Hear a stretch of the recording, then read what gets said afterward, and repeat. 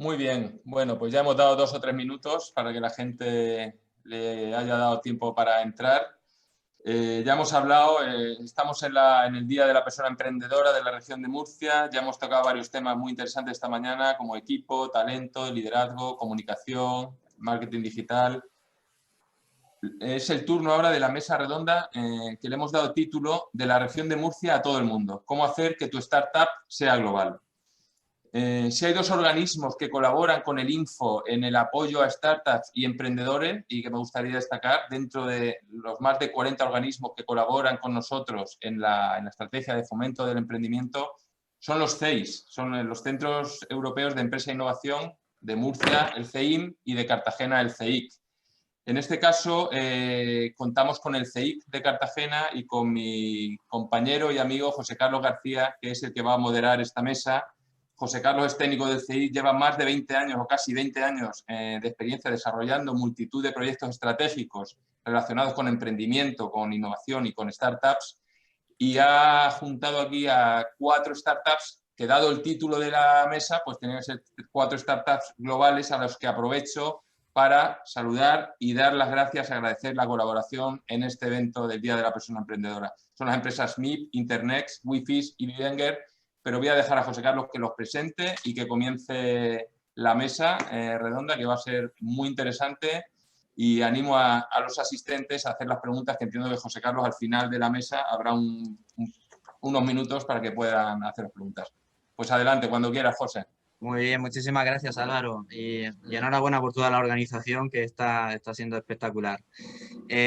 Bueno, pues muy buenos días a todos y sobre todo bienvenidos y gracias a todos los asistentes virtuales por acompañarnos a lo que va a ser esta mesa redonda que, como ha comentado Álvaro, pues la hemos titulado de la región de Murcia a todo el mundo, cómo hacer que tu startup sea global. Organizado todo por el Instituto de Fomento de la región de Murcia y en el marco del Foro Anual del Emprendimiento del Día de la Persona Emprendedora de este año 2020. Bueno, un año complicado para todos, como todos estamos pudiendo observar, sobre todo por la crisis de la pandemia, pero también especialmente, sobre todo, difícil para emprendedores y startups. Pero, en definitiva, sin embargo, no ha podido impedir que estemos todos aquí hoy un año más, sobre todo gracias a ese notable esfuerzo de la organización, a todos los agentes, como comentaba Álvaro, del ecosistema y de la Estrategia 100, en este gran evento de emprendimiento de la región de Murcia.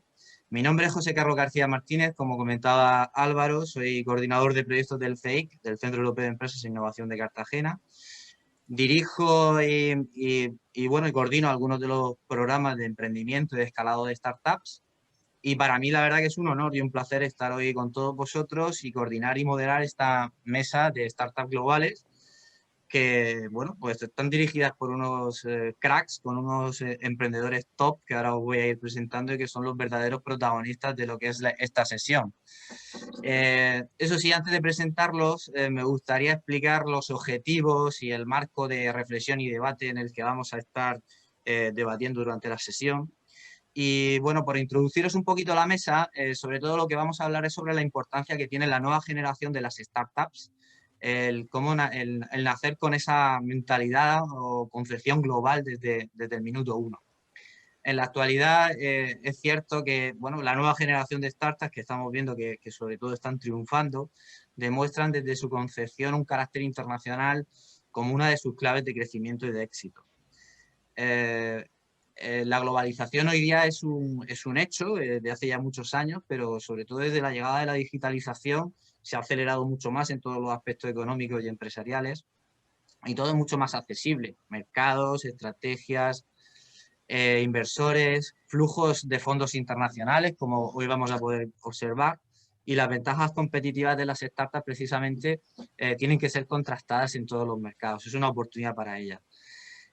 Bueno, pues básicamente lo que queremos hoy mostrar con la exposición de hoy es que bueno, existe un claro consenso en la comunidad emprendedora donde los motivos de éxito de precisamente estas startups que están naciendo en las grandes cunas mundiales de lo que es el ecosistema de emprendimiento tecnológico, como puede ser Tel Aviv o como puede ser Silicon Valley, es que además de las típicas variables capital y talento, que no son pocas, por supuesto, otra adicional es la mentalidad global desde su nacimiento, esa mentalidad internacional, ¿no?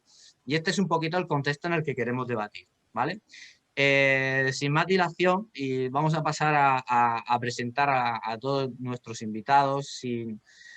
Prácticamente, pues por supuesto, agradecer inicialmente el que aceptaran su invitación a estar con nosotros, dada lo apretado de sus agendas. Y como ha comentado Álvaro, vamos a dejar un turno de preguntas al final de la exposición de las ponencias de cada uno de ellos, y abriremos ahí unos minutillos, 15 minutillos, así que os animo a que nos paséis todas las inquietudes o dudas que os vayan surgiendo de las ponencias de estos pedazos de crack que os voy a ir presentando. Bueno, pues en principio vamos a comenzar con, bueno, tenemos con nosotros Javier Marín Ros, CEO y fundador de Vivenger, el fantasy número 1 de España, el mayor número de tráfico de usuarios, según Comscore, startup que no para de crecer, acuerdos con grandes empresas nacionales e internacionales como el Grupo Prisa, el fantasy oficial del periódico AS, y recientemente además de la Vuelta Ciclista a España. Ahora nos comentará un poco más en detalle, pero indicar que posee más de 1,5 millones de usuarios y además repartidos por todo el mundo. Javier además es ingeniero en telecomunicaciones por la Universidad Politécnica de Cartagena. Javier, ¿qué tal? Bienvenido. Muchas gracias, José Carlos, y muchas gracias a ti, Álvaro, y a todo el info por invitarme.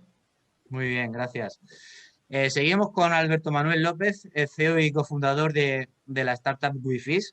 Sin duda, a ver, la app más importante del mundo a nivel de pesca deportiva. Wifish además tiene más de 160.000 usuarios, repartidos además por todo el mundo, con una valoración de 4,9 sobre 5, tanto en Google Play como en Apple Store. Además de amigo, Alberto es un crack que ha levantado bastante financiación a nivel internacional y además ha despertado interés en bastantes aceleradoras internacionales, como ahora nos comentará. Alberto, ¿qué tal? ¿Cómo estás? Hola, José Carlos. Bienvenido a esta mesa. Gracias. Seguimos con don Guillermo Campoamor González, CEO fundador de la app MIP, una app que además y una startup que está revolucionando la movilidad sostenible en las ciudades. Ahora veremos que además es implantado en más de 7 ciudades repartidas por todo el mundo. Lanzada en septiembre de 2018, combina todos los medios de transporte en una única plataforma, desde redes de metro, autobuses, taxis, VTCs, patinetes eléctricos. Ha conseguido materializar lo que es el concepto más la movilidad sostenible en su aplicación, en su tecnología, y bueno, pues tiene más de 150.000 usuarios en todo el mundo. Guillermo, ¿qué tal? ¿Cómo estás? Bienvenido a la mesa. Hola, José Carlos, muchas gracias por invitarnos. Muy bien, muchas gracias. Y por último, Fran Villalba Segarra, que es el más joven de la mesa, no por ello menos talentoso, como vais a poder comprobar, fundador y CEO de Internext, que es el nuevo Dropbox o el nuevo Google Drive, ahora nos contará. Su objetivo además es solucionar pues, uno de los grandes problemas que tenemos todos al almacenar información en la nube, que es el de la privacidad. Posee más de 20.000 usuarios registrados. Es todo un éxito en el poco tiempo que tiene y precisamente por ello no ha pasado para nada desapercibido tampoco para muchísimos inversores internacionales. Ahora nos comentará. Y bueno, pues Fran, ¿qué tal? ¿Cómo estás? Bienvenido a la mesa. Gracias, sí, genial. Gracias por estar aquí. Muy bien. Bueno, pues vamos a pasar prácticamente a comentar con nuestros protagonistas de la mesa de hoy, pues a hablar precisamente de esto, de startups globales, como hemos estado comentando. Y yo quiero empezar a trasladaros una de las primeras preguntas que me gustaría que respondierais, y si queréis, pues vamos haciendo una ronda para que todos vayamos interviniendo. Pues sobre todo que nos contéis vuestra historia para llegar aquí y hacer de vuestras startups lo que estáis haciendo y cómo habéis conseguido llegar a donde estáis con estas métricas, estos niveles de usuarios en todo el mundo, y que creemos que habrá muchísimos emprendedores que están deseosos de escucharos. Javier, si queréis empezamos por ti, Javi Marín. Vale, perfecto. Pues a ver, os cuento un pelín rapidillo. Vivenger es un proyecto con el que estamos trabajando ya desde hace 5 años. comenzamos nuestra andadura en agosto de 2015, aunque antes de este proyecto, antes de Ivenget, yo ya fui emprendedor con otros proyectos de Internet y creo que esa experiencia previa que tuve en Ivenget es parte fundamental del éxito actual. Ese bagaje que obtuve en mi experiencia emprendedora pues me ha servido para poder escalar el proyecto y llevarlo a un nivel internacional tal y como estamos ahora. Creo que para cualquier proyecto es muy importante que nazca con esa visión global o con esa visión escalable. En nuestro caso, por ejemplo, tuvimos la suerte de que el proyecto se viralizó cuando lo lanzamos, como he dicho, en agosto de 2015. Y si no hubiese tenido esa concepción escalable, hubiésemos muerto de éxito, que es una putada, pero también se muere de éxito. Entonces, creo que en ese aspecto nos salvó el hecho de haberlo concedido desde el comienzo como algo escalable y en el que podíamos aumentar nuestra capacidad de dar el servicio o de vender sin tener que aumentar el equipo de manera tan directa. Y bueno, respecto a, como he dicho, en nuestro comienzo fuimos una aplicación más escalable que global, pero creo que la parte global vino después, más adelante, cuando el proyecto ya se asentó en el mercado nacional y vimos que para seguir creciendo, para poder seguir haciendo el proyecto que se pudiera tener una entidad suficiente como para poder aguantar las necesidades de un mercado global, fue cuando dimos el salto. Ahora mismo estamos en un proceso de expansión por Latinoamérica y por Europa y estamos ahora mismo justo en ese proceso.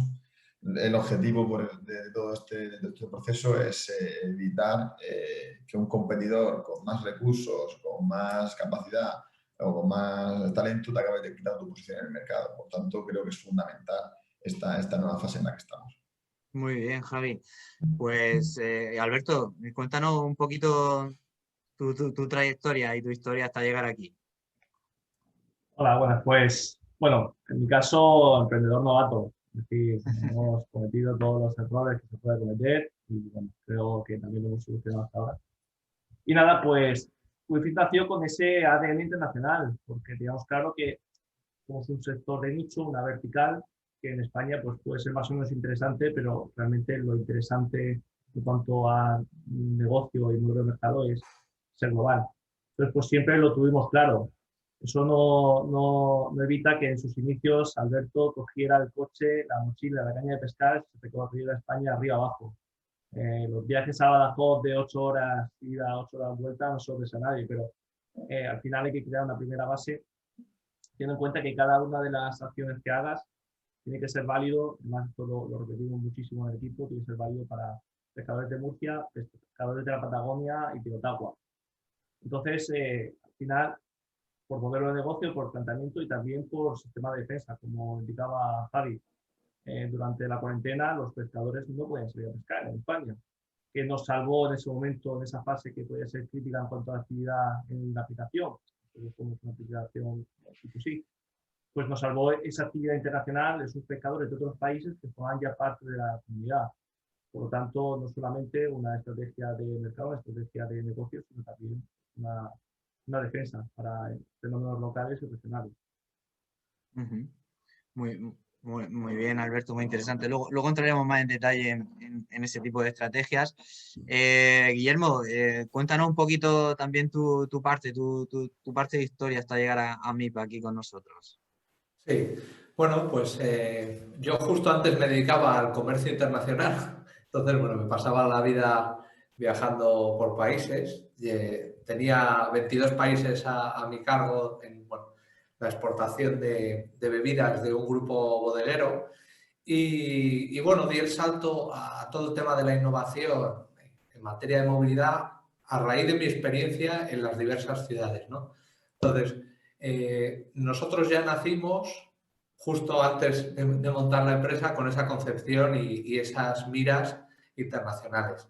Entonces, como bien has dicho tú en la introducción, la movilidad como servicio, el MaaS, pues era un concepto teórico que se estaba un poco probando en Helsinki, ¿no?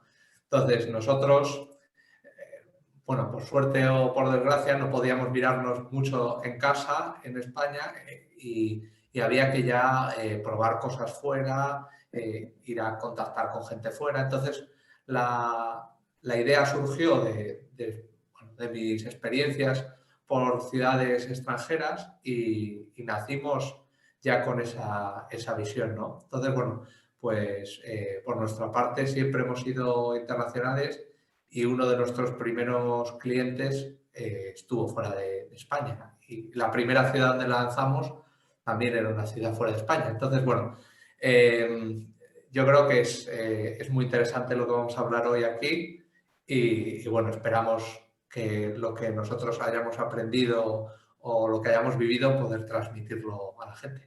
De hecho, Guillermo, estás implantado en cuatro países diferentes, ¿verdad? Actualmente. Sí, ¿Cuál es? eso es. Estamos, bueno, primero, justo la primera ciudad que lanzamos fue Lisboa, que bueno, es un país cercano, pero nuestro primer cliente fue un operador público de Malta y estamos implantados también en Chipre. Y estamos ahora haciendo pruebas en Estados Unidos. Muy bien.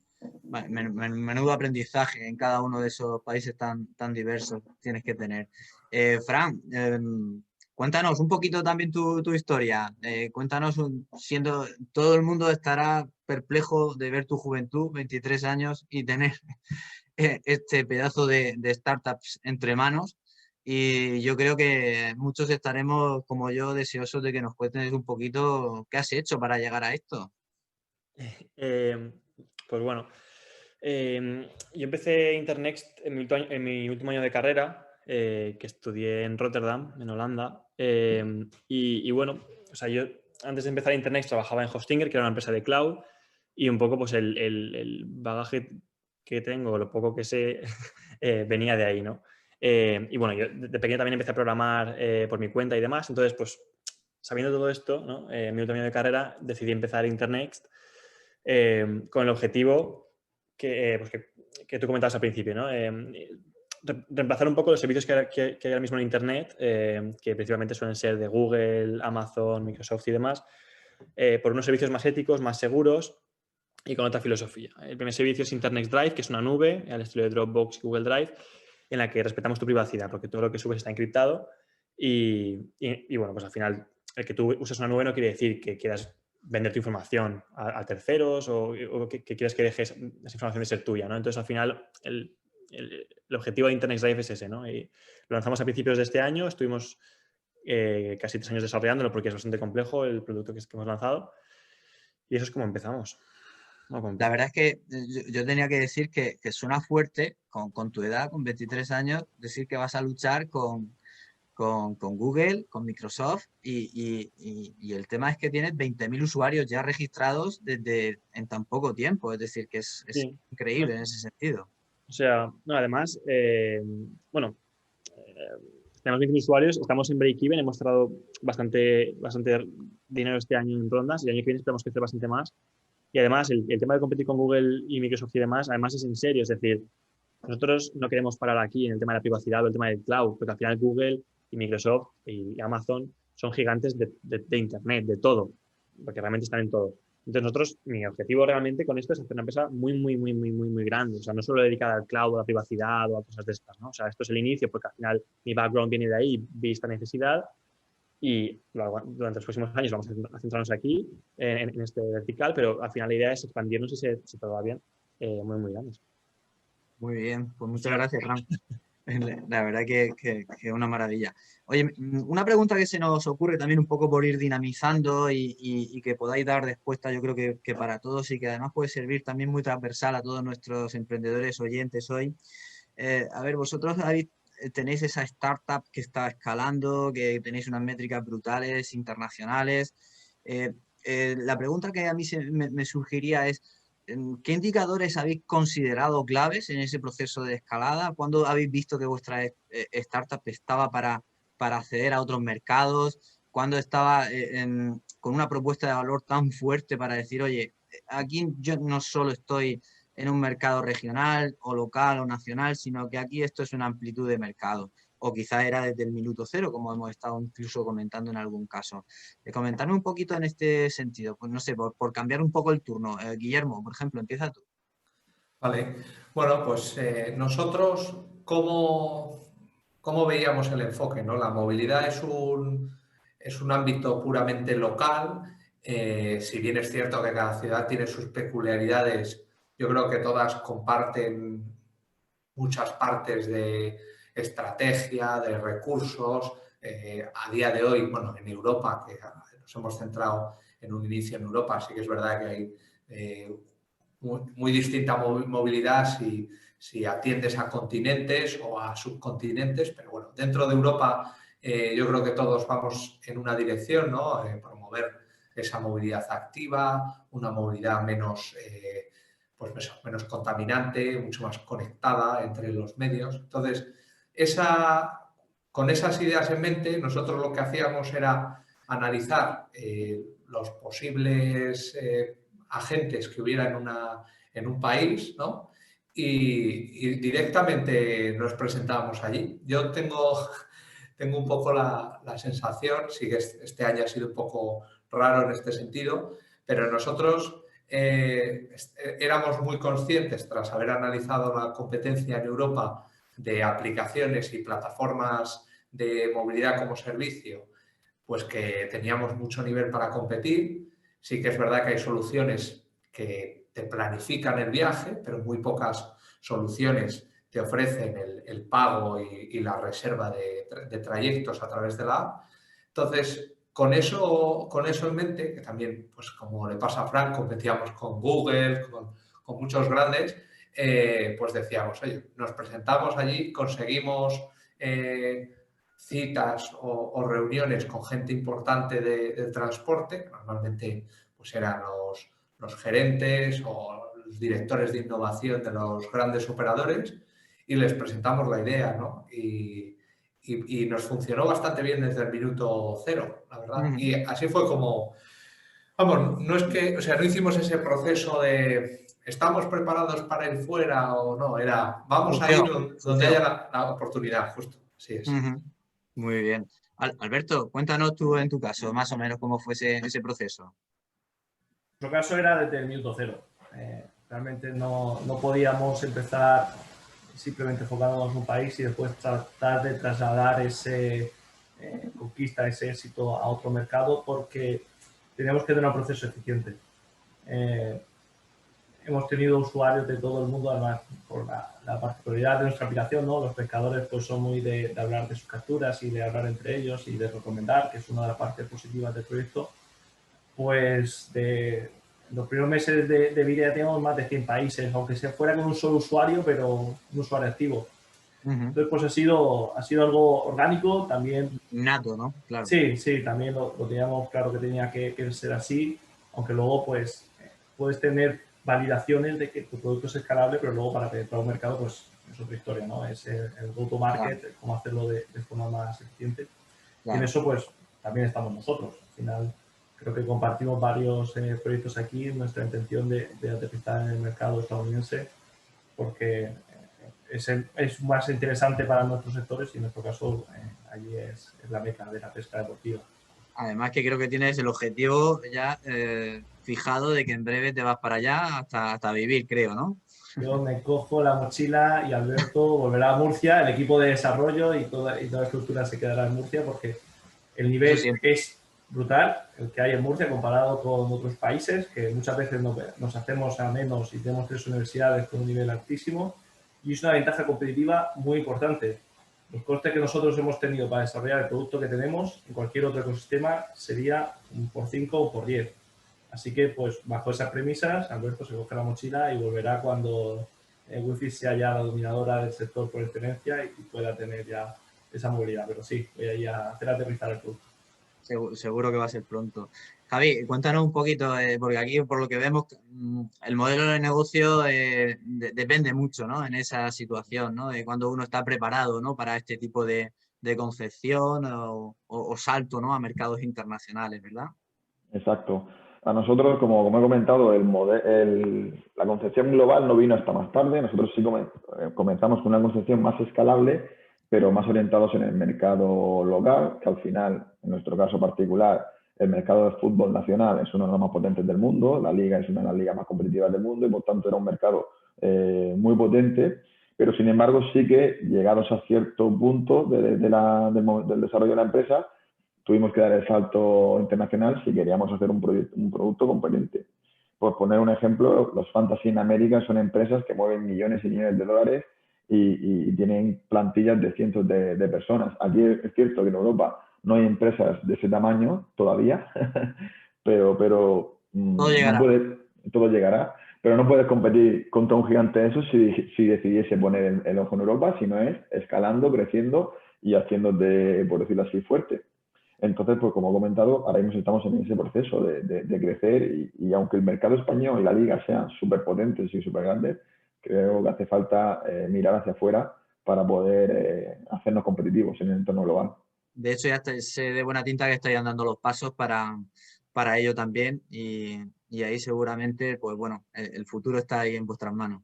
Correcto. Como has comentado al comienzo, ahora somos el fantasy oficial de la Vuelta y desde ayer mismo ya lo podemos anunciar, también somos el fantasy oficial de la NBA en España.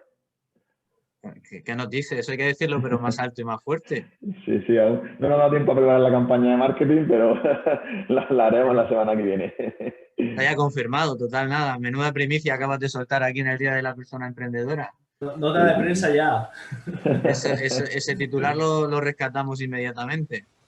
Claro. Enhorabuena, Javi. Gracias. Tengo que decir que me estoy enterando, ¿eh? No tenía noticias de este hecho.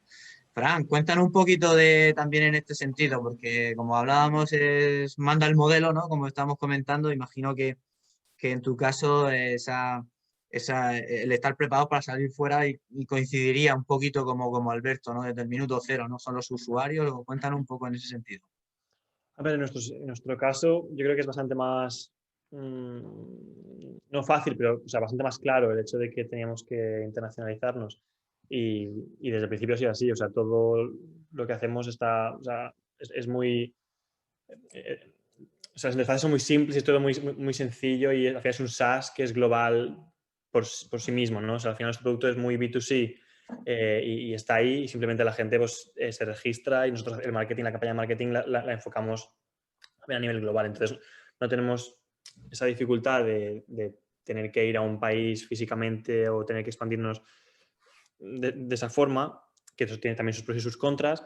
En nuestro caso simplemente pues, es un producto pues, muy escalable, una única versión para todos los países, para todas las regiones y ya está. O sea, al final nosotros, yo soy muy fanático de, pues eso, de un mundo muy global y de pues, empresas globales y al final pues que no existan barreras, ¿no? Entre países y así lo vemos en Internet también y todos nuestros productos van enfocados en esa dirección. Muy De hecho, bien. fíjate, nuestra web la sacamos antes en inglés que en español, que la hemos sacado hoy en español después de muchísimo tiempo. Y la mayoría de nuestros usuarios son de fuera de España también. O sea, Vaya. Ese es otro mensaje también bastante interesante. Primero, la web en inglés antes que incluso en la española. pero depende del producto también. Es decir, nuestro producto es que era muy internacional. O sea, la mayoría de nuestros usuarios son de Estados Unidos y Europa. Depende del producto, al final, pues eso. O sea, si es un producto, pues si yo qué sé, si monto una tienda en Valencia, pues no voy a montar en inglés, claro. Evidentemente, pero esa concepción global, vamos, la llevabas en las venas, básicamente, ¿no? Una pregunta que... Sí, perdona. Digo, por añadir, es algo que creo que nos tenemos que obligar. Nosotros igual, la comunidad, en nuestro caso, como decía Fran, requiere una comunidad, igual que también supongo que es el caso de Javi. Entonces, nuestra comunidad inicial era española, pero desde el primer momento, la web, por ejemplo, lo primero que tiene que estar es en inglés, porque al final es el mayor ecosistema, la mayor lengua más extendida. Entonces, primero tiene que estar en inglés, aunque tengas muy poquitos usuarios inicialmente, y después en español. Al final es un modo de plantearlo. Claro. Además me viene muy bien lo que comentas porque nos viene muy bien para introducir esas recomendaciones quizá que le podéis dar sobre todo desde vuestra experiencia y trayectoria de lo que estáis pasando, que seguramente habréis visto situaciones en donde creéis que se podía haber mejorado, que os habéis encontrado ciertas dificultades y que podéis no sé, dar un mensaje de qué recomendaciones podríais dar a otras startups que están en esos procesos de escalado global y que, no sé, que vosotros podéis dar luz, ¿no? Un poco a esos procesos. ¿Por dónde queréis empezar? Quizá por Javi, por ejemplo. Vale, pues yo la recomendación que daría primero es que no vayan solos, porque al final la concepción del emprendedor solitario, que quizás está un poco arraigada, muy arraigada en España, no es una concepción que sea compatible con un mercado global. Al final, yo creo que prácticamente nadie es bueno en todo. Para que una startup crezca tienes que saber sobre tecnología, financiera, negociación, gestión de proyectos, recursos humanos, marketing, y al final puede ser muy bueno en algo, pero ser muy bueno en todo es casi imposible. Entonces creo que lo más fundamental es no ir solo, ya sea con socios, ya sea con un equipo muy capaz, creo que es fundamental. En nuestro caso en particular, por ejemplo, desde hace 3 años, nuestro socio fundamental ha sido Diario As, que nos ha abierto la puerta a grandes empresas para el tema de la publicidad, incluso nos ha brindado cierta protección legal. Es una empresa grande y como a mí me gusta llamarlo, son nuestro primo de Zumosol. En caso de problemas, los mandamos a ellos para que les pregunten y en ese aspecto nos hacen ese cierto papel de protección. Y ahora, de hecho, con la mentalidad global que estamos intentando aplicar a la empresa, estamos viendo, como ha comentado Alberto al comienzo, estamos comenzando a tener una primera toma de contacto con aceleradoras e incubadoras, como es de Venture City, para que nos apoyen ahora en el salto internacional que estamos queriendo dar. Eso es otra recomendación y la verdad que en este caso, Alberto, ¿qué opinas tú al respecto de este tema, ¿no? de ese tipo de apoyos y recomendaciones para otras startups? Pues totalmente necesario. Yo, al contrario de Javier, que dice que no podemos ser buenos en todo, hay veces que los emprendedores, pues bueno, pues sabemos muy poquito de cada cosa, pero al final es más el empuje y la ilusión y las ganas de aprender. Y tienes que rodearte de gente que haya tenido estas experiencias. Si no, va a tener un coste de aprendizaje. Ese coste de aprendizaje, pues en startups que no nacen con todos los recursos que desearíamos, como suele ser el 99,9%, pues al final tiene un impacto. Entonces, pues sí, tratar de rodearte, apoyarte muchísimo con la comunidad emprendedora. Aquí en Murcia, gracias al Info y a los TIC, tenemos pues una comunidad muy fuerte que todos los días estamos en comunicación y hablamos, y entonces pues es fundamental. Igual que bueno, ya he sabido, pues los vehículos de inversión que también están naciendo y ya existían en Murcia, pues también forman parte fundamental para crear un ecosistema y apoyarte en sus experiencias. Al final, no es que no se pueda saber de todo, es que no debes de saber de todo, sino tratar de rodearte de esta gente. Guillermo, ¿qué nos puedes comentar un poquito? Bueno, yo lo que intentaba hacer mucho es ir a eventos que se organizasen en los países que veía con potencial. Normalmente hacía bastante investigación previa. Yo creo que es una cosa que a lo mejor, bueno, que yo he visto menos en España, pero esa parte de research, de hacer búsqueda, que claro, en muchos países pues que vas es en el idioma local y eso hay una dificultad añadida obvia. Pero bueno, para mí una de las cosas que nos dio, yo creo, mucha visibilidad es en participar en eventos que a lo mejor no eran muy grandes, pero que se organizaban a nivel local y eso te daba una visión mucho más cercana de lo que era, ¿no? Y yo creo que la gente en general, sea del país que sea, cuando te ve esa proximidad y ese interés por acercarte a su día a día, pues es cuando yo creo que son más receptivos. Y bueno, pues hombre, esto tiene el hándicap del coste, de los viajes y demás para las startups. Lo positivo que tiene, yo creo, esta pandemia es que se han abierto mucho más eventos online, pues tipo este. No necesitamos estar todos en Murcia o en Cartagena para hacerlo y tienes mucho más alcance y una capilaridad de información muy, muy potente, ¿no? Pero yo sigo pensando que cuando se reactiven otra vez las formas tradicionales de de comunicarnos, pues yo sí que volveré otra vez a los eventos en persona, a conocer a la gente de primera mano e intentar estar más en el sitio donde se quiere ir, ¿no? Lo que va a hacer Alberto, pues me parece que tiene mucho sentido, irse a Estados Unidos, y bueno, eso es independiente de la parte del desarrollo, ¿no? Yo creo que esto yo lo estoy viendo mucho más desde el punto de vista comercial, estrategia de negocio, que ya pues, de la propia operación, ¿no? Pues puede estar en cualquier otro sitio. Y Fran, cuéntanos un poquito al respecto, de recomendaciones sobre todo también en ese sentido y algunas de las claves para darnos luz en esos procesos de expansión. A ver, efectivamente, es que todo lo que puedas apoyarte al final en actores que sean más grandes que tú, como decía Javi con el AS, o pues, al final empresas o referentes o de Venture City y demás, que puedan ayudarte. En nuestro caso, pues tanto de Venture City como Lanzadera y Angels Capital, Juan Roch, SADE están detrás de Internext, y eso pues profesionaliza mucho lo que estás haciendo, te da mucha más seriedad de cara a hablar con empresas, ahora que vamos a lanzar el B2B, por ejemplo, o de cara a salir fuera con The Venture City. Al final, sobre todo a mi edad, si emprendes joven, yo en mi caso no tenía ni puta idea de lo que estaba haciendo. Entonces, y he aprendido cagándola.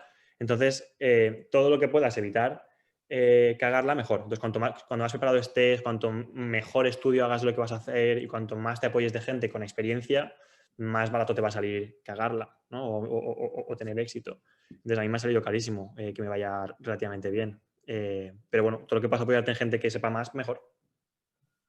No ha ido mal, tampoco, de momento. He tenido suerte. Oye, al margen de lo que decía, hilando un poquito también lo que comentaba Alberto, emprendedores, startups, los que estamos acostumbrados a trabajar muchísimos años y mucho tiempo con vosotros, que para nosotros la verdad que yo creo que Álvaro también coincidirá conmigo, sois verdaderos héroes de lo que estáis haciendo y la cantidad de horas que os lleváis haciendo el esfuerzo que lleváis para poner la empresa y la startup donde estáis. Lo ha comentado Alberto y dice que al final tenemos que saber un poco de todo, tenemos que ser, somos generalistas y nos vamos haciendo y sabemos de una cosa más, pero sobre todo sabemos un poco de todo. Y la pregunta que quería haceros es la importancia que tiene el talento humano, sobre todo en ese sentido, el talento humano en estos procesos de expansión global. Y hablo de talento humano, donde a veces es verdad que vais formando equipos las startups, y en muchos de los casos pues vais formando el equipo poco a poco, ¿no? De una manera paulatina, ¿no? Pero si, por ejemplo, estáis como el caso de Guillermo, el caso de Javi también, que ahora, con esa expansión, búsqueda de esos mercados, bueno, en los 4 casos básicamente, ¿qué importancia tiene ese talento? ¿Cómo lo veis? ¿Las posibilidades de contratar exterior, de forjar a la gente de abajo, talentos jóvenes y hacerlos a vuestra medida, apoyaros en gente internacional para abriros campos? Contarnos un poquito sobre ese tema. A ver, bueno, si queréis, lo cuento yo, ya que me he animado. A ver, yo creo que es fundamental el equipo. Esta es una de las cosas que te dicen al inicio del emprendimiento y no, bueno, yo me lo creía a medias, ¿no? Pero luego ves lo importante que es y el sentido que tiene de parte de los inversores. También te dicen, no, pues si no hay equipo, da igual lo buena que sea la idea. Y la parte de contratación, bueno, pues es verdad que en España tenemos unas restricciones importantes, yo diría severas, que sería la primera reforma que le pediría a cualquier gobierno, sería la reforma del derecho laboral y cómo está estructurado en España, porque nosotros, por ejemplo, lo que vimos es que desde un inicio, pues sí que nos interesaba contratar gente de diferentes países y tener inputs locales, y no hay así unos caminos claros que te digan, oye, pues si lo haces así, te ahorras esto. Si lo haces de esta forma, tienes estos peligros. Tienes que tener esta información. O sea, todo eso, yo tengo formación en Derecho, es bastante opaco. O sea, nosotros lo que vimos es que, bueno, estamos en Madrid, sí que eso quizás facilita un poco las cosas, pero todos los perfiles internacionales que se interesaban por estar en mí, no es que tuvieran una ventaja respecto a los locales, porque como no es así, pero bueno, pero tenían un plus a lo mejor importante en determinados aspectos, ¿no? Y me acuerdo que trabajó con nosotros una persona belga que ahora está en BlaBlaLines, en París. Tenemos a gente en el equipo de varios países y siempre hemos intentado pues, hacer el equipo lo más multicultural posible, porque sí que creemos que esas diferentes formas de trabajar, de ver un poco el día a día, nos van a dar un plus, ¿no? Y si además pueden ser personas que conozcan los países a los que vamos a ir, pues mucho mejor, ¿no? Porque al final hay ciertas peculiaridades que solo te las dan, solo las consigues cuando eres de allí. Entonces yo creo que el capital humano es clave, ¿no? Y por ejemplo, pues para los que estáis en Venture City, pues ya solo conociendo a la fundadora y su visión de, pues eso, de Miami, de todo el ecosistema y tal, pues ya te das cuenta de la importancia, yo creo que es, independientemente, porque ella es española, de tener esa visión, ¿no? Porque luego también hay gente local que tiene una visión internacional, ¿no? Y dices, pues a lo mejor no son tan locales como otras personas, ¿no? Y para nosotros es vital eso. Perfecto. Alberto, cuéntanos un poquito sobre ese tema, que sé que tú tienes un buen equipo también. Sí, sí. También Javi lo decía, yo lo veo imposible emprender solo. Sinceramente, además, cuando pretendes tener un proyecto ambicioso y al final con ámbito internacional, yo al menos, por nuestra naturaleza de proyecto, lo vería imposible. Y de hecho, siempre he echado en falta un fundador de la parte de marketing. Nosotros tenemos en el equipo fundador un especialista en tecnología, en el CTO, luego un responsable de operaciones que básicamente pues, monta toda la instrumentación, todo el sistema de datos y extrae toda la información de ellos. Y yo pues que hago un poco de engranaje y de bisagra de todo. Ojalá en su día hubiésemos incorporado a alguien de marketing porque es una pata fundamental y que nos falta. Y luego pues en Murcia también, 3 universidades, hay conocimiento tecnológico de sobra.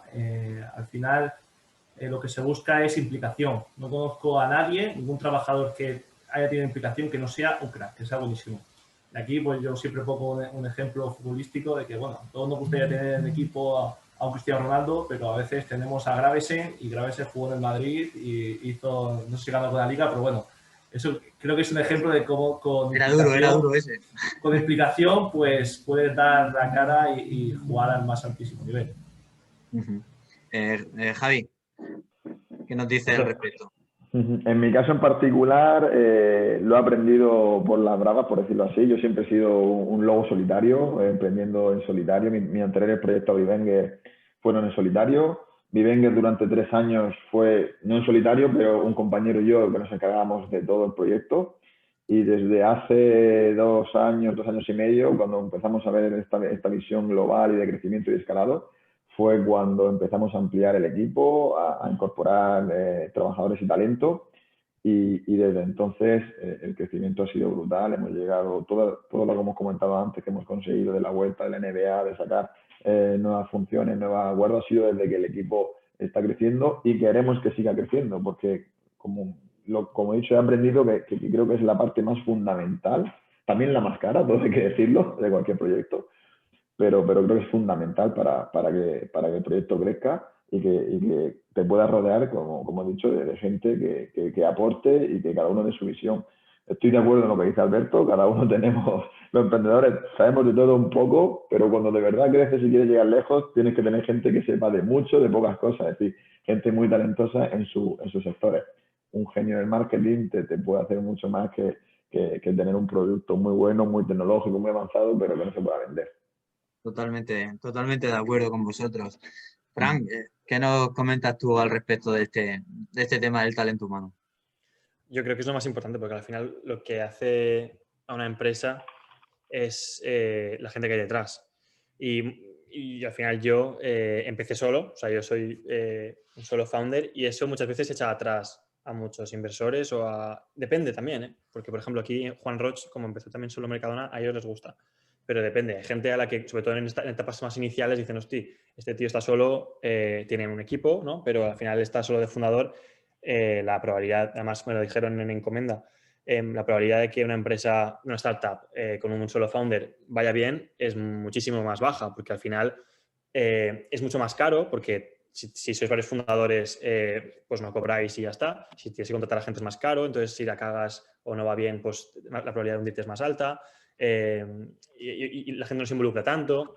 Pero bueno, yo qué sé, al final pues la gente de la que te rodees es muy importante. Empezar una empresa con cofundadores es muy importante también. Yo creo que en mi caso me hubiese hecho la vida mucho más fácil. Yo he tenido la suerte de que me ha ido bien solo y eso está bien, pero si hubiese tenido gente a mi lado con las mismas preocupaciones y con las mismas inquietudes que yo, sobre todo al inicio, hubiese sido mucho más fácil. Entonces, eso es muy importante. Y a la hora de contratar, pues desde luego, el tema de recursos humanos, por lo menos para mí, es el tema más complicado de Internext. Mucho más complicado que cualquier otro tema, para mí. Por lo menos el equipo que yo llevo y a lo que nos dedicamos, intentar que encajen todos, encontrar a gente muy buena con las mismas o similares inquietudes a ti y demás, es complicado. Entonces, yo te digo, a la gente que va a empezar ahora le recomiendo que empiece con un equipo de fundadores en el que cubran la mayor cantidad de necesidades posible, que vaya a tener la empresa a corto plazo, para poder iterar y ser lo más barato posible esa iteración.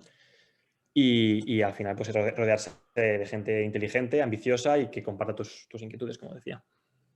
Muy bien, Fran, pues la verdad que se nos va pasando el tiempo súper volado. Yo no sé a vosotros, pero estaba mirando la hora y digo, podríamos estar aquí, yo creo que podemos seguir avanzando y estando hasta la tarde porque quedan muchas cosas en el tintero. Es verdad que también tenemos nuestros oyentes, bueno, las personas que en este caso están virtualmente con nosotros y están enviando ya algunas preguntas. Y yo creo que quizá también por ser también dinámicos con ellos, os voy a ir trasladando, si os parece, algunas de las preguntas que nos van enviando y seguimos a ver si podemos contestarlas casi todas, ¿no? En el tiempo que nos va quedando. A ver, una pregunta que nos hace Cris Alcázar es, me interesaría preguntar cómo llegan al usuario final, con qué herramientas de marketing. Es una pregunta que nos están trasladando. Javi, por ejemplo. Pues nosotros, en nuestro caso en particular, hacemos mucho uso de la social media. Al final, nuestro sector es un sector, el del fútbol, o ahora hay más deportes, pero principalmente fútbol, que bebe mucho de las pasiones de los usuarios. Pues haceros una idea, cuando los fines de semana hay partidos y los cronistas de la ponen las picas, recibimos una media de unas 100, 150 menciones, casi ninguna buena, porque en cada usuario tiene su opinión sobre la actuación de un jugador en el partido y siempre se acuerdan de la madre o de la abuela del cronista. pero al fin y al cabo es una forma, como se dice, de que hablen de ti, ya se llama bien, pero que hablen. Es una forma de estar en contacto con ellos y de tener ese engagement con el usuario y con nuestro sector, que es el deporte. Entonces, creo que nuestra herramienta fundamental de trabajo es esa, social media. Le cojo el relevo a Javi porque es que es lo mismo. Al final son comunidades, es la viralización por la actividad de los propios usuarios. Entonces, en proyectos como el nuestro es fundamental. Puedes gastar cantidades ingentes en marketing, que cual va a ser muy poco eficiente, muy poco productivo, y lo que se trata al final es, mediante marketing más o menos de pago o orgánico, es crear esos puntos calientes para que luego sea la propia acción de los usuarios, mediante el uso de tu herramienta, la que difunda el proyecto. Es el mejor marketing que se puede crear. Lo que decía, ese viral loop que vas a San Francisco y lo tienes en todos sitios como referencia. Guillermo. O Fran, perdona. No, a mí me da. Adelante. Adelante, Fran, adelante. No, yo, o sea, por añadir lo que decía Alberto, simplemente muy rápidamente, efectivamente, todo lo que se pueda crecer de forma orgánica y sin necesidad de gastar en publicidad, sobre todo al principio, es decir, toda la gente, que al final nos va a ver mucha gente que quiere ser emprendedora o quiere empezar una empresa. Cuando vas a empezar una empresa, yo creo que lo más importante es centrarse en producto y crecer orgánicamente. Si tienes que gastarte dinero en publicidad, por lo menos bajo mi punto de vista, para el tipo de producto que yo tengo o por lo que yo veo, si tienes que gastarte dinero en publicidad pronto, yo creo que mal vas, porque al final la primera atracción tiene que venir de tus usuarios, si no es que el producto no es bueno. Es decir, si tienes que venderlo y gastarte mucho dinero en marketing para que la gente lo use, no es bueno. Yo creo que es mucho más sensato lo que hemos hecho nosotros, ¿eh? Y eso es un error que cometimos al principio. cuando el producto no estaba ni acabado, empezamos ya a gastarnos dinero en marketing, a empezar a anunciar por ahí que íbamos a lanzarlo, y es dinero que tiras, porque al final tienes que estar los primeros años corriendo tú solo, mejorando el producto, que la gente sea la que le dé tracción, y ya cuando seas una empresa súper grande con un producto que te cagas, ya pensar en igual acentuar ese crecimiento con algo de marketing de pago. Eso es lo que estamos haciendo nosotros, no sé. Guillermo, ¿comparte las impresiones? Bueno, así. Dependiendo, ¿no? Yo creo que si el producto es muy innovador y hay que cambiar hábitos de consumo, sí que la gente necesita de algún modo ser educada, entre comillas, ¿no? Y lo que vemos nosotros es que como la movilidad también es un ámbito que normalmente crece por el transporte público, pues nosotros siempre nos intentamos apoyar en cada uno de nuestros despliegues en la estructura publicitaria normalmente del operador de autobús, pues intentar vinilar autobuses, marquesinas, y eso nos da, aparte del marketing online, el out of home nos da mucho push en los sitios. Voy a seguir con las preguntas que nos están enviando nuestros oyentes y nuestros asistentes virtuales.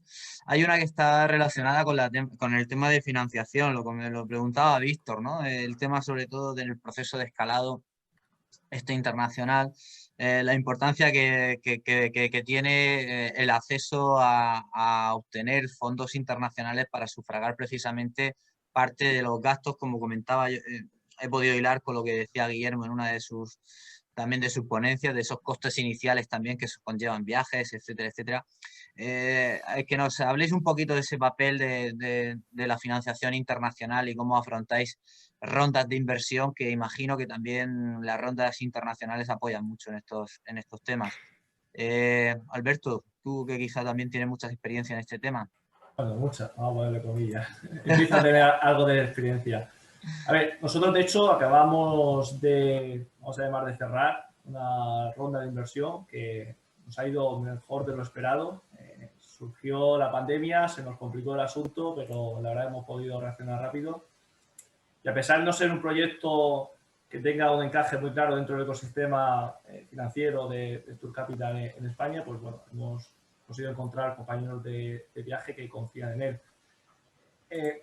Por nuestra naturaleza del proyecto era lo que nos tocaba. Necesitábamos levantar la mayoría, el grueso de capital nacional, porque también es un discurso difícil de defender, irte a otros mercados a tratar de conseguir financiación para tu proyecto, porque lo necesitas, por su naturaleza y su modelo de negocio, sin haber conseguido levantar ese capital de tu propio país. Al final tiene que ser un proceso gradual. Entonces, pues sí, hay que empezar a entrar en contacto, y nosotros ya lo íbamos haciendo desde hace un tiempo, pues con todos esos posibles futuros compañeros de viaje, pero un proceso gradual. Primero tu país, incluso tu región. Aquí, pues, agradecer a Murcia Emprende, que también va a entrar a ser compañero de viaje de nuestro proyecto. Y nada, pues ir cubriendo etapas. Guillermo, en tu caso además creo que habéis levantado bastante financiación en ese sentido, ¿no? También. Sí, nosotros que hemos levantado mucho capital, bueno, mucho para lo que es el panorama nacional, y sí que vemos, pues bueno, en una ronda que estamos a punto de cerrar, ya hay inversores internacionales. Sí que hemos visto nosotros más, el inversor internacional mucho más receptivo hacia nuestra propuesta que el inversor nacional. El inversor nacional quizás busca, pues es una startup mucho más de libro, pues es una atracción inicial, modelo disruptivo, pero no mucho, y en mercados bastante calientes.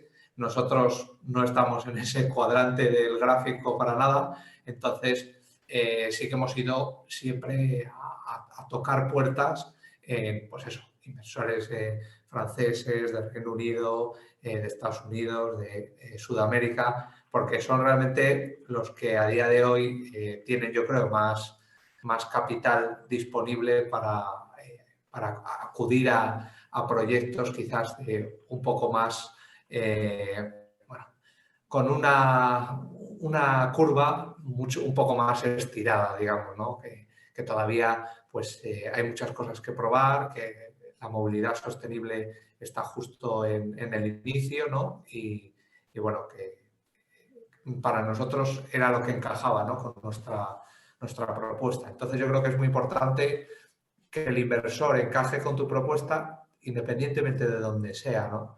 Yo, bueno, no comparto aquí mucho lo de Alberto, que si no levantas en tu país, ¿cómo vas a pedir en otros países? Pero bueno, no sé, quizás... Nuestro caso, nuestra experiencia. No, sí.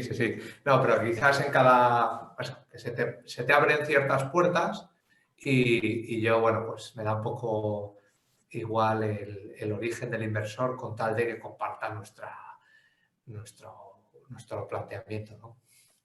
En tu caso, gracias Guillermo, la verdad que en este caso yo creo que también, por ejemplo, en el caso de Frank, ¿qué nos puedes comentar a este respecto? Porque sé que además creo que bastantes aceleradoras internacionales están también ahí detrás vuestra, en ese sentido, para abrir campo.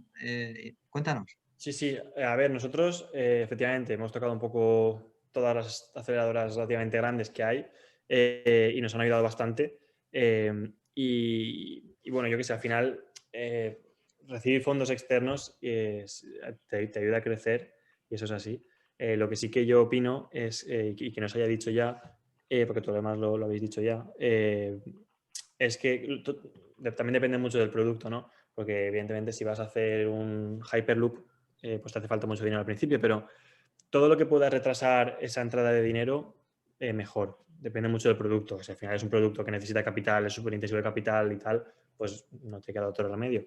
Pero todo lo que puedas retrasarlo, sacar el producto mínimo viable, coger un poco de tracción, todo lo que puedas retrasarlo es mejor porque al final te va a quitar menos equity, a más valoración, o sea, te va a tener más valoración y va a ser mejor para la empresa. Entonces, todo lo que puedas, por eso decía antes, ¿no? Que es muy importante tener un equipo de fundadores lo más capaz posible, porque al final va a permitirte rodar un año o dos, sacar el MVP, probarlo, mejorarlo, tal, y vas a llegar a inversores con algo de tracción y con un producto bastante más sólido y te va a permitir pues, tener una posición mucho más cómoda de cara a esa ronda, ¿no? Esa es mi recomendación. Y Javi, en este sentido, ¿qué nos comentas? Porque tu crecimiento ha sido totalmente orgánico. Exactamente, poco puedo aportar en este sector porque el tema de financiación siempre ha sido, como has dicho, orgánico, con recursos propios.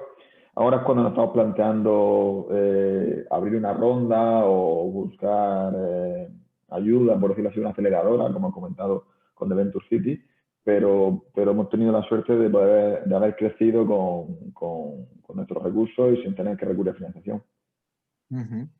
Se nos va echando el tiempo encima, pero hay aquí alguna pregunta del chat que yo creo que sí nos da tiempo, ¿no, Álvaro? A que puedan responder. ¿Cómo vamos?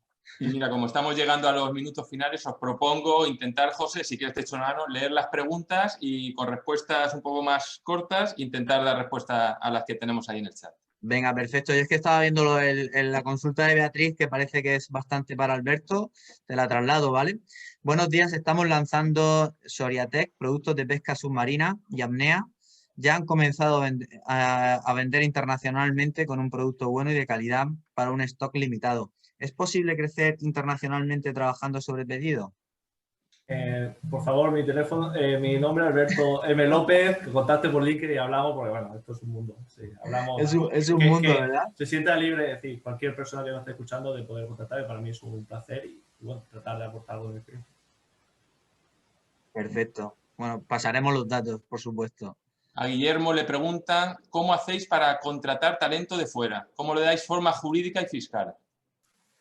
Bueno, es cierto que lo que hemos contratado de fuera son personas residentes en España, o sea, tienen derecho a trabajar aquí.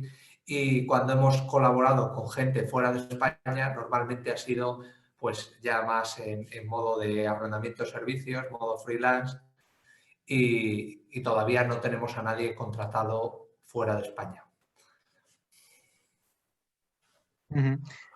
Os paso la pregunta de Santiago Herradón del Álamo. Hola, es un lujo poder escucharos. Soy estudiante de primero en el grado de Información y Contenidos Digitales de la Universidad de Murcia. Y mi pregunta es, ¿cómo habéis afrontado el miedo a lo desconocido, a no estar a la altura o a fallar? Esta es un poquito genérica, a ver quién se anima. Yo, por ejemplo, o Alberto. Muy rápidamente, para eso los cofundadores son fundamentales. Mi experiencia, porque te apoyas entre ellos. Yo añadiría de que no tiene que ser un miedo a desconocido, a la altura o fallar. Es que aquí en España quizá no se ve así, pero fuera fallar se ve como algo bueno. Es parte de ese bagaje, parte de la experiencia. Entonces, miedo ninguno. Vas a aprender en el camino. Y eso es lo más valioso que puedes sacar. Que te va bien el proyecto, adelante. Que te va mal, pues bueno, a otra cosa, pero lo que has aprendido se va a quedar siempre. Tenemos por aquí otro espectador, este es anónimo. A pesar de que en la región de Murcia hay muy buenos profesionales, a día de hoy, ¿qué tenéis más en cuenta a la hora de contratar a un empleado? ¿Actitud o currículum? Todos actitud, seguro. Actitud. Esta es para todos. Actitud sin duda. Sí, Guillermo. Yo diría un mix. Suena muy bien lo de actitud, pero necesitamos, bueno, yo creo que las startups sí que necesitan gente que tenga una experiencia, porque se te presentan muchos retos que no sabes solventar solo, más que gente que tenga muchas ganas, yo creo. No sé. Lo siento separarme de la opinión general. En nuestro caso es que encontramos... Aquí todo es válido, ¿eh? Aquí todo es válido. Yo creo que todos aprendemos con todo esto. En nuestro caso es que encontramos que era difícil encontrar gente que tuviera experiencia en un proyecto como el nuestro, no solo en Murcia, sino en España. Entonces, por eso optábamos también por oye, gente con actitud, con ganas, con un mínimo de formación, por supuesto, que no empiece desde cero, pero para que creciera con nosotros. Y ha sido una fórmula de éxito, sin duda. Claro. ¿Y Fran? Yo soy de los que opinan de los que un currículum sin actitud no sirve de nada, pero una actitud sin currículum pues se puede con ganas y tiempo formarse y tener, aportar. Muy interesante.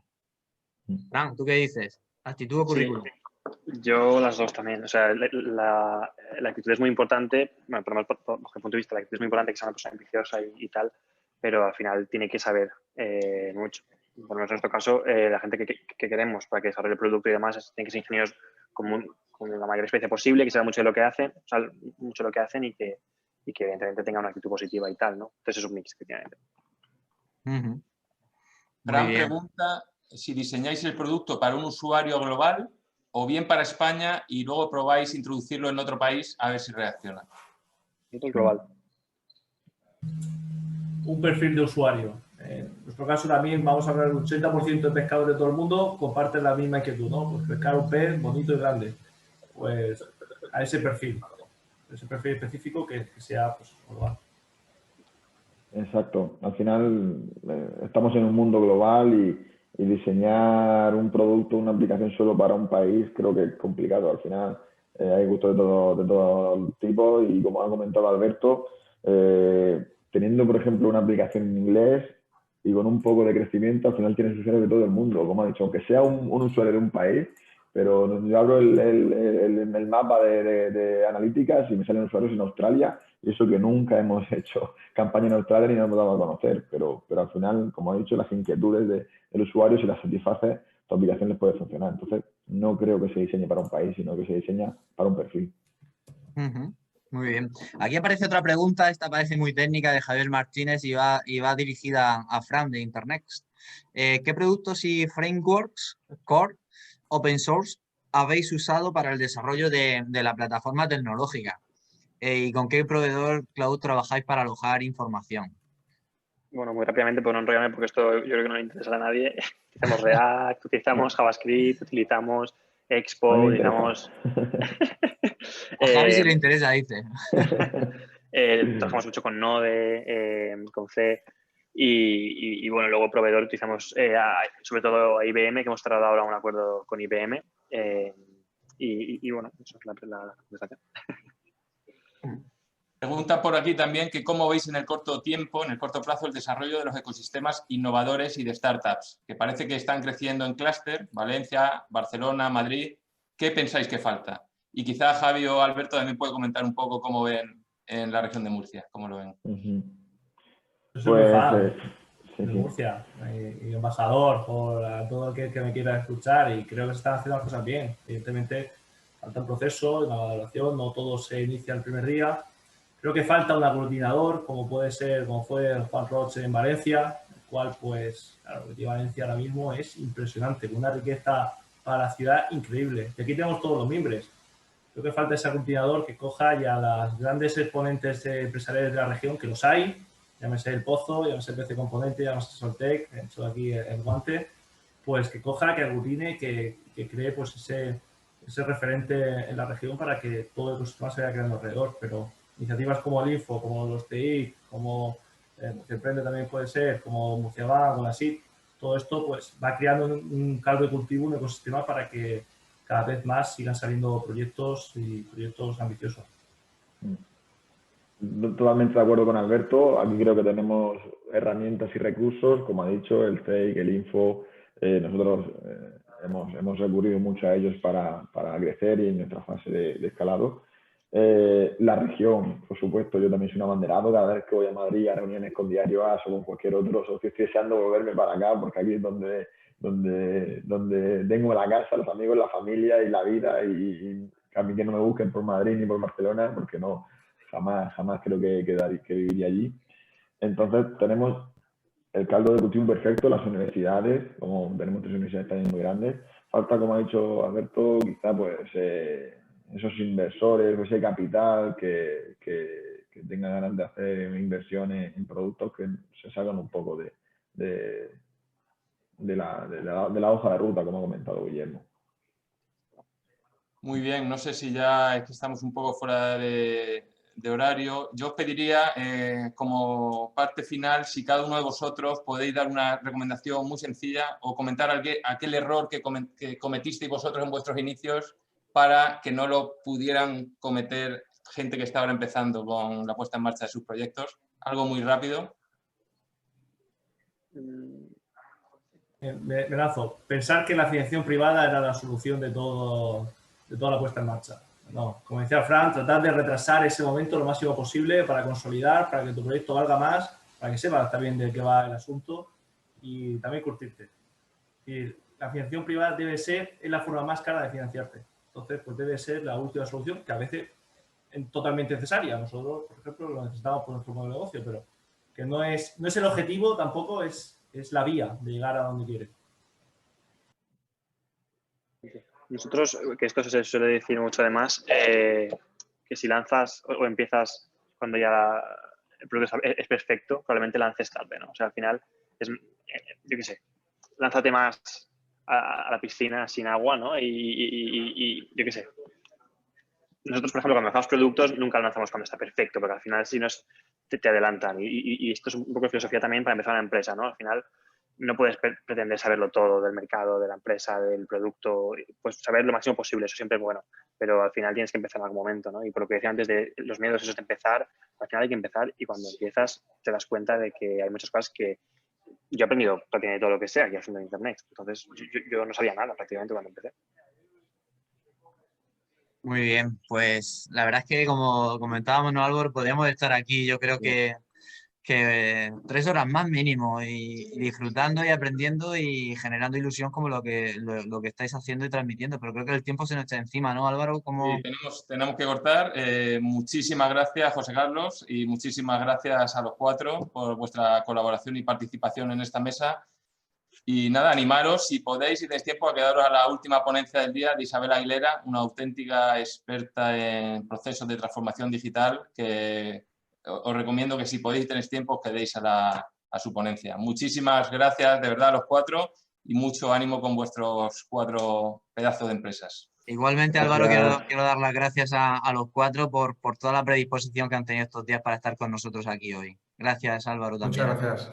Gracias a vosotros. Un saludo. Chao. Adiós.